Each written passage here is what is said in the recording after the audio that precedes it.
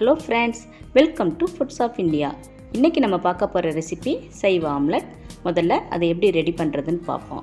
ஒரு மிக்சிங் பவுலில் 1/2 கப் கடலை மாவு, 2 டேபிள் ஸ்பூன் மைதா மாவு, 1/2 teaspoon baking powder. Baking powder இல்லைன்னா நம்ம 2 சிட்டிகை ஆப்பச்சோடா எடுத்துக்கலாம். தேவையான அளவு உப்பு போட்டு இந்த மாவை நல்லா மிக்ஸ் பண்ணிப்போம்.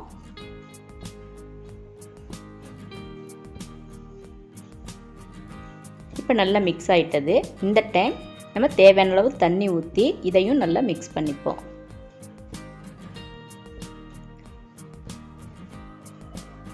தோசை மாவு பதத்துக்கு இந்த மாவு இருக்கணும். தேவைப்பட்டால் இன்னும் கொஞ்சம் தண்ணி ஊற்றிப்போம்.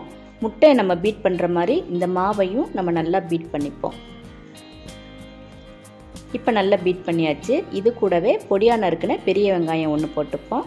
கூடவே பொடியாக நறுக்கின பச்சை மிளகாய் 2 போட்டுப்போம். மிளகாய் நம்மளோட காரத்துக்கேற்ப கூட்டி குறைச்சிக்கலாம். பொடியாக நறுக்கின கொத்தமல்லி, கறிவேப்பிலை 2ம் நம்ம தேவைக்கேற்ப போட்டுக்கலாம். கூடவே 1/2 டீஸ்பூன் மிளகுத்தூள் போட்டுப்போம். முட்டை ஆம்லெட் கலர் கிடைக்கிறதுக்காக 1/4 டீஸ்பூன் மஞ்சள் தூள் போட்டுப்போம். இது ஆப்ஷனல் தான்.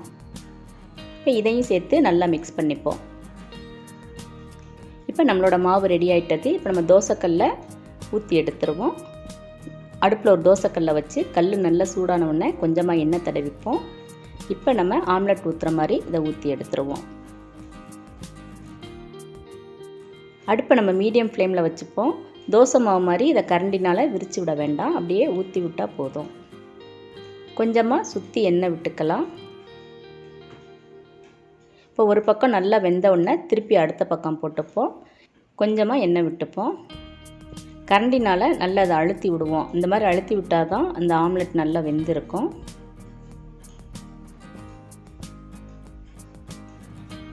இப்போ 2 பக்கமும் நல்லா திருப்பி போட்டு வெந்த உடனே நம்ம ஆம்லெட் எடுத்துருவோம்.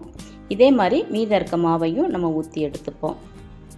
இந்த ஆம்லெட் பார்க்க முட்டை ஆம்லெட் மாதிரியே இருக்கும். டேஸ்ட்டும் அதே மாதிரி தான் இருக்கும். இந்த ஆம்லெட் சூடாக சாப்பிட்டா தான் ரொம்ப டேஸ்ட்டாக இருக்கும். ஒரு சில பேருக்கு வந்து முட்டை பிடிக்காது. அந்த மாதிரி இருக்கவங்க இந்த வெஜ் ஆம்லெட் போட்டு சாப்பிட்டுக்கலாம். முட்டை சேர்க்க முடியாத டைம்லையும் இந்த வெஜ் ஆம்லெட் நம்ம போட்டு சாப்பிட்டுக்கலாம். இதில் சொல்லியிருக்க அளவு 3 ஆம்லெட்டுக்கு சரியாக இருக்கும். தேவைப்பட்டால் இது கூடவே பொடியாக நறுக்கின காய்கறிகளும் சேர்த்துக்கலாம். இப்போ நம்மளோட டேஸ்டியான வெஜ் ஆம்லெட் ரெடி ஆயிடுச்சு. நீங்களும் இந்த ஆம்லெட் ட்ரை பண்ணி பார்த்து எப்படி இருக்குன்னு கமெண்ட்ஸில் சொல்லுங்கள். இந்த வீடியோ உங்களுக்கு பிடிச்சிருந்தா லைக் பண்ணுங்கள், ஷேர் பண்ணுங்கள். இது வரைக்கும் இந்த சேனலை சப்ஸ்கிரைப் பண்ணலைன்னா சப்ஸ்கிரைப் பண்ணுங்கள். தேங்க்ஸ் ஃபார் வாட்சிங்.